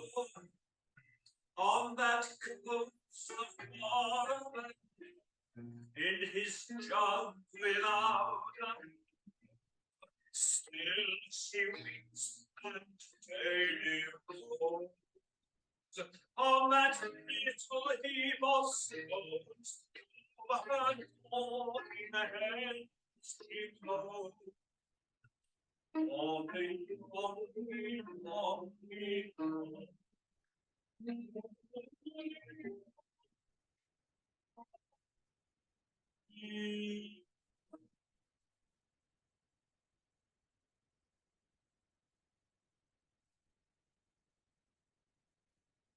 Outra poesia outro poema do Lear que a gente também tem essa versão musicada é o The Owl and the Pussycat, né? Então ele diz: The owl and the pussycat went to sea in a beautiful pea green boat. They took some honey and plenty of money wrapped up in a 5-pound note. The owl looked up to the stars above and sang to a small guitar. Oh, lovely pussy, oh, pussy, my love, what a beautiful pussy you are, you are, you are. What a beautiful pussy you are. Pussy said to the owl, you elegant fowl, how charmingly sweet you sing. Oh, let us be married. Too long we have tarried, but what shall we do for a ring? They sailed away for a year and a day to the land where the bung tree grows, and there in a wood a piggy-wig stood, with a ring at the end of his nose, with a ring at the end of his nose. Dear pig, are you willing to sell for 1 shilling your ring? Said the piggy, I will. So they took it away and were married next day by the turkey who lives on the hill. They dined on mince and slices of quince, which they ate with a runcible spoon, and hand in hand, on the edge of the sand, they danced by the light of the moon. They danced by the light of the moon. A coruja e o gato foram num barco verde ervilha no mar cor de anil. Levaram dinheiro e mel verdadeiro embrulhados em notas de mil. A coruja as cordas tocou, olhando os astros no alto. Meu gato amado, meu namorado, assim malhado, malhado, malhado, tão lindo assim, malhado, malhado, malhado, tão lindo assim, malhado. O gato pra ela. Você é que é bela, seu canto ilumina o céu. Casemos agora, passou já da hora, mais de achar um anel. Aí, mais de 1 ano, terras cobertas de pinho. E num poço da mata do corpo tem roupa pra cima, anel no focinho, focinho, focinho, Brasil, anel no focinho, focinho, focinho, Brasil, anel no focinho. Tiro real em troca do anel.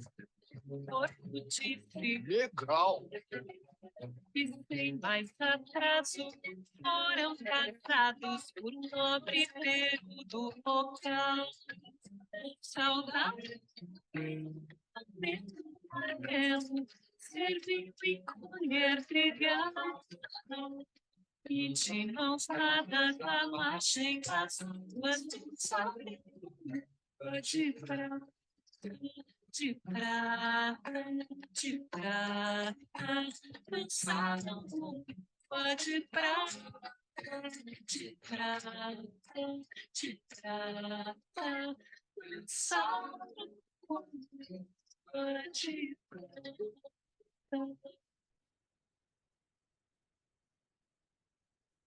Piau, a coruja e o piau andaram.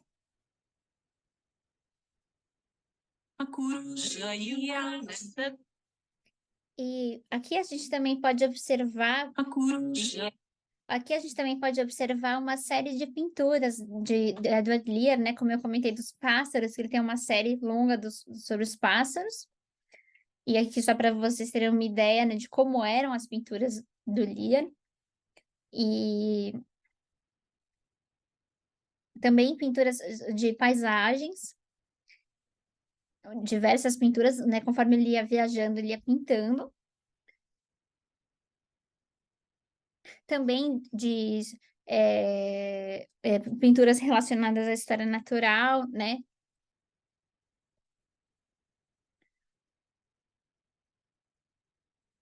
Também aqui já, já mescla tudo, né? A gente já tem a Botânica Nonsense do Lear, que tem os pássaros, a história natural, as pessoas, os objetos da era vitoriana, aí a gente tem tudo misturado, né? E a gente tem aqui também, de novo, essa questão da semelhança da pessoa com o pássaro, né? Numa perna só, na pontinha, quase alçando o voo, né? Com o nariz remetendo ao bico.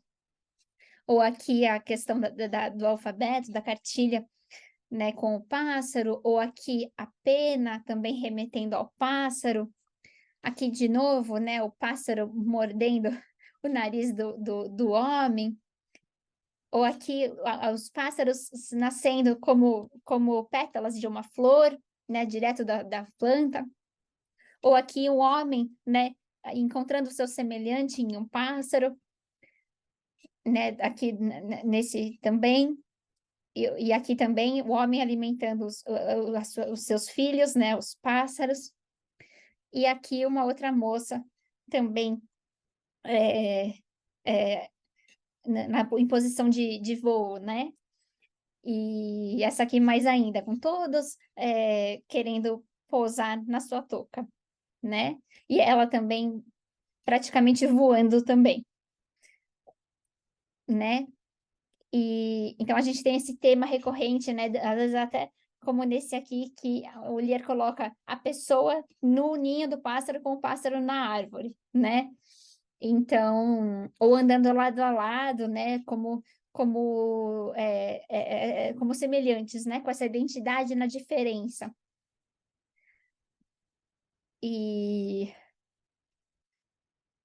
Ou até assim, em cima da árvore, né? A pessoa. E aqui também, um outro artista que a gente pode colocar que ele remete a algumas coisas do Nonsense é o Giuseppe Arcimboldo, né? Que ele tem essa série que chama As Quatro Estações, que é uma série muito famosa dele, que ele acaba realmente fazendo os retratos com frutas, com legumes, com folhas, com flores, né? E eles vão compondo, né, toda a imagem, toda a figura, né? Então, começando com a estação do ano que está entrando, temos uma mulher olhando para a esquerda, cuja roupa é toda composta de folhagens, de um verde intenso. Já seu rosto e cabelo são compostos por flores de diversos tipos. Alguns elementos que merecem destaque são os lábios, em que ele se utiliza de 2 botões de rosa para fazê-lo. Já os olhos são compostos por bagas de beladona e os cabelos são um buquê de flores. Por fim, vale citar o colar de margaridas. Então, aqui é a primavera. Aí, aqui no verão, a gente tem, apesar de termos novamente uma mulher sendo caracterizada, as semelhanças entre as obras param por aí. Agora ela está virada para a direita, e ao invés de flores, temos frutas e legumes sendo usados para fazer seu rosto. Para começar, podemos destacar as cerejas, representando seus lábios e olho, assim como o pepino sendo seu nariz e um pêssego, sua bochecha. Temos diversas outras frutas e algumas folhas, compondo o que indica ser um chapéu, e até mesmo o alho, representando o cabelo caindo pelos lados. Contudo, a parte interessante é sua roupa feita de trigo, de palha de trigo. Isso porque podemos ver na gola a assinatura de Giuseppe Arcimboldo e no ombro o ano que ela foi feita, 1573. Né? Então, para quem não conhece, né, Giuseppe Arcimboldo foi um pintor italiano mais conhecido por criar cabeças de retratos imaginativas, feitas inteiramente de objetos como frutas, legumes, flores, peixes e livros. E essas obras formam uma categoria distinta dentro da sua produção, né? Então, ele tem outras obras, então essa forma uma categoria à parte, né? Além de ele usar com frequência frutas e legumes para criar seus retratos, Arcimboldo também era conhecido por utilizar vasos, panelas e até ferramentas para criar suas imagens misteriosas. Seus trabalhos possuem características do maneirismo, que valorizava as interpretações individuais, o dinamismo e a complexidade de suas formas, conseguindo maior emoção, elegância, poder e tensão. As pinturas de Arcimboldo eram consideradas um tanto malucas, embora tenham sido imitadas com certa frequência. Ele só se tornou popular quando os surrealistas o reconheceram como um colega artista, que gostava de trocadilhos visuais. Aí aqui a gente tem à esquerda o outono, né, com um homem com barba sendo representado e novamente olhando para a esquerda. Dessa vez o tronco da pessoa foi feito com diversas ripas de madeira, terminando em um pescoço com peras e algumas outras frutas e legumes. Ele possui o cabelo todo formado por cachos de uvas verdes, roxas e rubis, além de uma orelha feita de cogumelo e um brinco de figo. Seu rosto é composto por peras, maçãs, além da romã em seu queixo. Arcimboldo utilizou trigo para fazer o cavanhaque, além de castanhas que formam seus lábios. E, finalmente, o inverno, né, o último dos quadros, que é um homem que aparenta ser de bastante idade. Seu corpo e rosto são formados por um rosto cheio de escoriações e inchaços, representando suas rugas. A orelha é formada por um torro quebrado, do que foi um galho, e vemos diversos galhos menores na sua cabeça, representando os cabelos ralos. Contudo, atrás temos algumas pequenas folhas, como se ali fossem aqueles cabelos que sobraram de uma pessoa calva. Além disso, temos cogumelos formando sua boca, uma fenda em seus olhos, outro toco no seu nariz e raízes na sua barba. Um fato interessante é que a presença de frutas limita-se a um limão e uma laranja, pois os cítricos são os únicos a dar frutos no inverno italiano. Então, outro pintor que acaba remetendo também, em alguns aspectos, ao Nonsense é o Hieronymus Bosch, com a sua pintura O Jardim das Delícias Terrenas, né? Que a gente pode colocar principalmente aqui.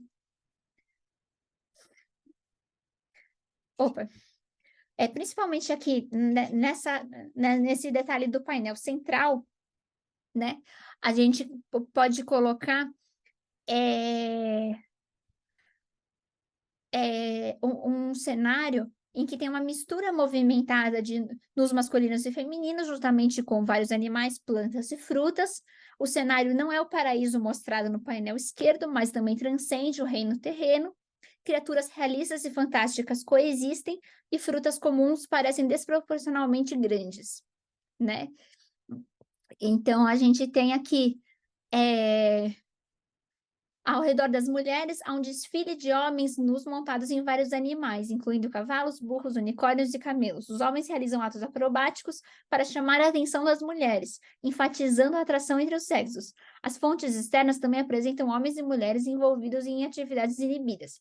Os pássaros infestam a água, enquanto os peixes alados rastejam na terra.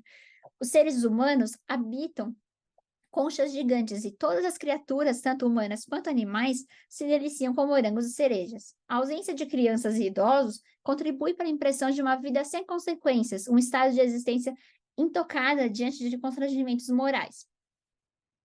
No fundo distante, acima de formações de pedra híbridas, 4 grupos são vistos em voo. À esquerda, uma figura masculina monta uma águia-leão solar, segurando uma árvore da vida, com um pássaro empoleirado nela, simbolizando a morte. Né? E a gente tem, né, esse conteúdo enigmático e essa sintaxe visual e imaginativa das cenas que transcende a compreensão convencional, oferecendo uma nova dimensão, né? E então, no caso desse painel central, a gente teria aqui um ponto de contato com o nonsense, né? E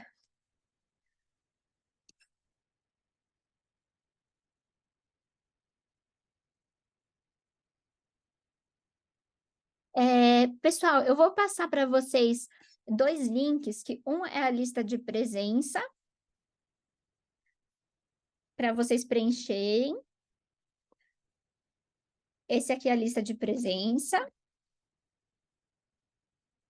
E o outro que eu vou passar é só para as pessoas que estão fazendo algum curso de graduação na USP, que é o seguinte: quem estiver fazendo o curso de graduação na USP e tiver interesse em fazer uma iniciação científica sobre a literatura nonsense, pode preencher esse formulário da iniciação científica, e que aí eu vou, né, receber essa informação e aí eu posso entrar em contato. Mas aí tem que ser necessariamente alunos que estejam atualmente realizando graduação na USP, certo? E na lista de presença da aula de hoje, a gente tem também, eu vou mostrar aqui para vocês, deixa eu compartilhar com vocês a tela mais uma vez, que a gente tem na lista,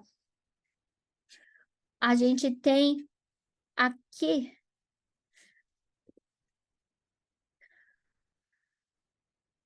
uma parte da lista, ela tem o nome, né, o e-mail, e aqui tem um limerick para a gente fazer um exercício de análise desse limerick. Então, analisa o seguinte: o limerick de Edward Lear a partir dos conceitos do nonsense literário que a gente viu nas aulas.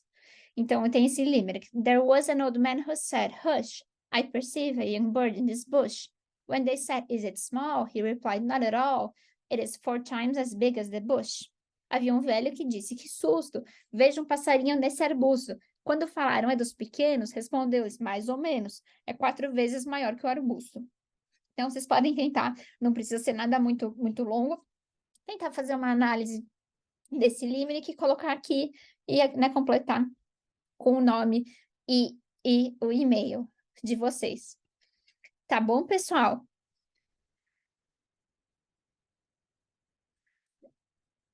E aí a aula de hoje fica por aqui e a gente se vê na semana que vem, no mesmo horário e no link da terceira aula, conforme eu enviei por e-mail. Tá bom, pessoal? Tem alguma dúvida? Alguma coisa que vocês querem perguntar, colocar?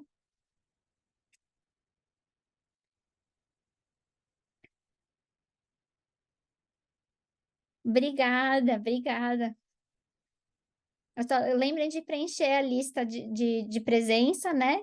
E se vocês forem alunos da graduação da USP, por favor, quem tiver interesse, claro, de fazer uma pesquisa a respeito da literatura nonsense, por favor, preencham o formulário do Google Docs sobre a iniciação científica, tá?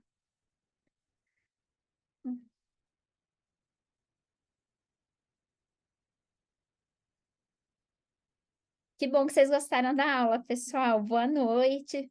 Bom descanso para vocês. Diga, pode perguntar.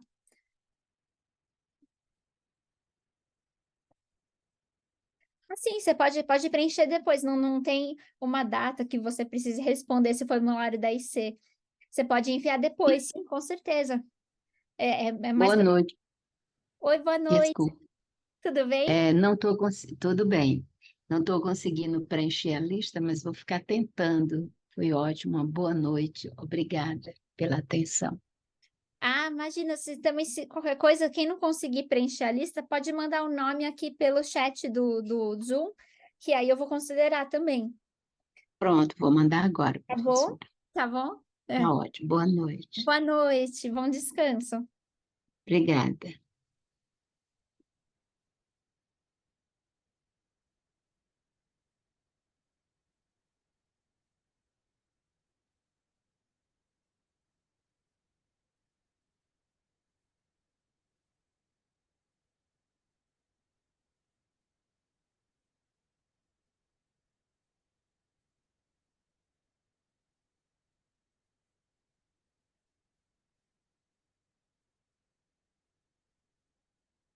Bom, pessoal, então eu já deixei os dois links, né, para vocês, da lista de presença e da iniciação científica, né?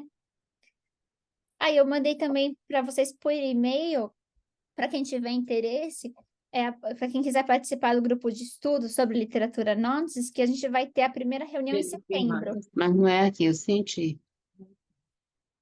Oi?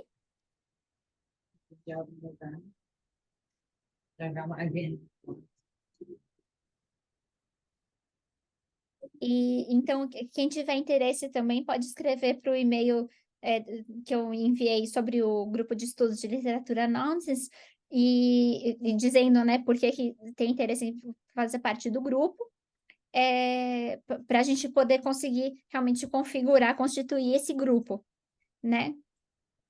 Então, está aberto a todo mundo que tiver interessado. Ah, você tem interesse? Ah, então manda um e-mail para o grupo, para esse e-mail aqui que eu estou colocando no chat, que é geliteraturanonsense@gmail.com. Aí esse é o e-mail do grupo. Então aí você pode falar, gostaria de participar do grupo de estudos sobre nonsense, e aí eu vou arrumar, né, todo mundo que quiser, e aí em setembro vai ter a primeira reunião. Então aí quando eu tiver o nome de todo mundo, aí dá para constituir o grupo, né? E aí a gente pode fazer essa nossa primeira reunião. E todo mundo que tiver interesse pode mandar e-mail para esse e-mail.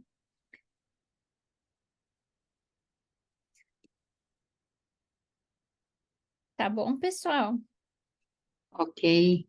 Então, obrigada pela atenção de vocês, pelo interesse. E boa semana para todos vocês. A gente se encontra na quarta que vem. Ok. Tá bom? Tchau, Tá pessoal. ótimo. Tchau.